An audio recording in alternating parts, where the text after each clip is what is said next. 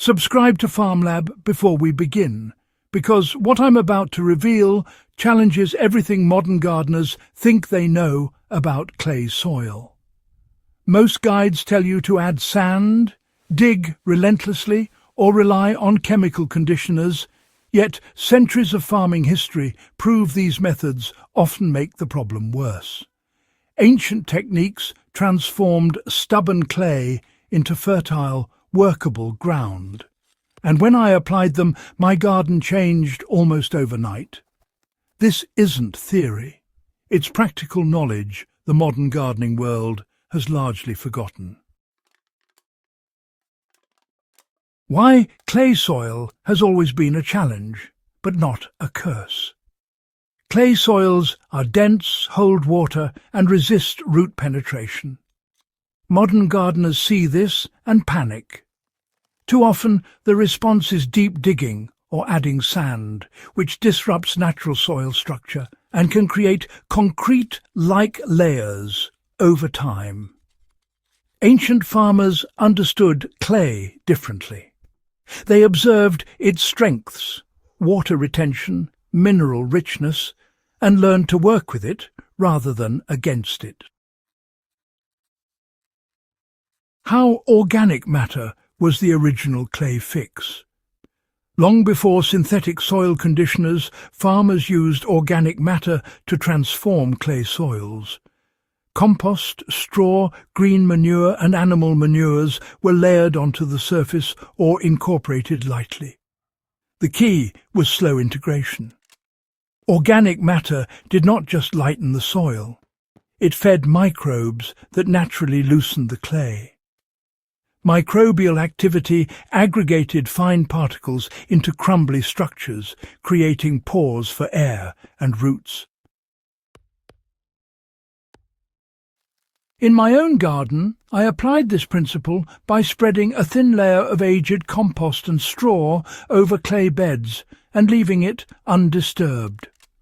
Within months, the surface became crumbly, water infiltrated more quickly, and roots began to penetrate deeper than ever before. This is the same principle that sustained medieval vegetable plots and small-scale farms for centuries.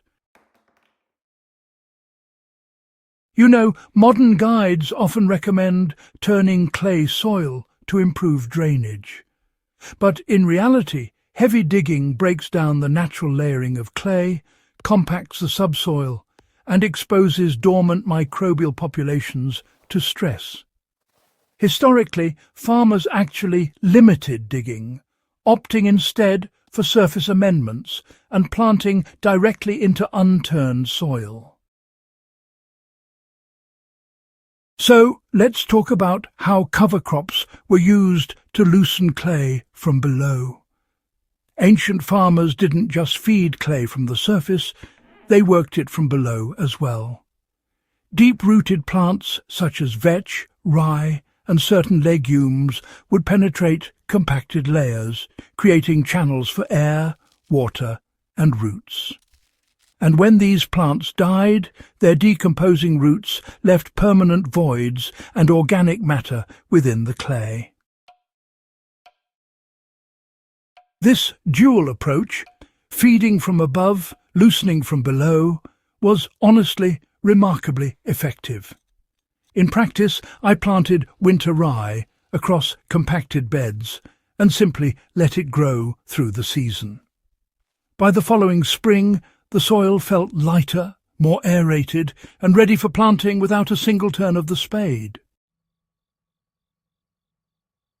You know, the biggest difference between ancient success and modern frustration is time. These days, many gardeners expect immediate results and, well, end up overworking the soil with machinery or chemicals. But ancient systems, they relied on cycles, amendments, cover crops, rest periods, and minimal disturbance. Clay does not yield to force, it yields to biology. So, how does mulching support clay soil health in the long term? Well, mulching clay soils was another secret long practiced by historical farmers. Organic mulch retains moisture, moderates temperature, and, crucially, feeds microbes. In clay, it prevents surface crusting after rains, allowing seedlings to emerge more easily. In my own beds, applying straw and leaf mulch on top of amended clay maintained structure and honestly further accelerated microbial aggregation. Over successive seasons, the soil became darker, lighter in texture, and far more forgiving for both roots and planting.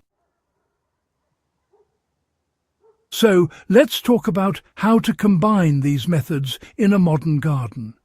You'll want to start by lightly layering organic matter right on the clay surface, making sure to avoid any deep digging. Then introduce cover crops with strong penetrating roots during the off-seasons. It's important to maintain a layer of mulch, as this helps retain moisture and feeds microbial life. Allow the system to cycle naturally, and just observe the improvements rather than trying to force them.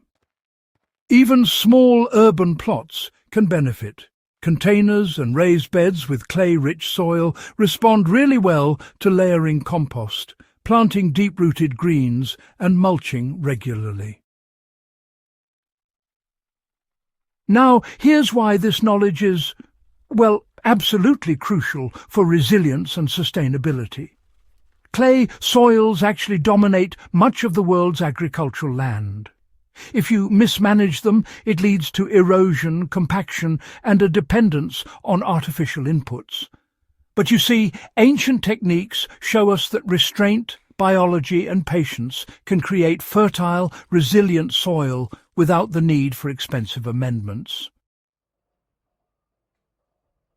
These methods are, quite frankly, low-input, scalable, and proven over centuries, making them invaluable for gardeners who are seeking sustainability. So, if you value practical, historically proven solutions to stubborn gardening challenges, please subscribe to FarmLab, and do share this guide with anyone struggling with clay soils.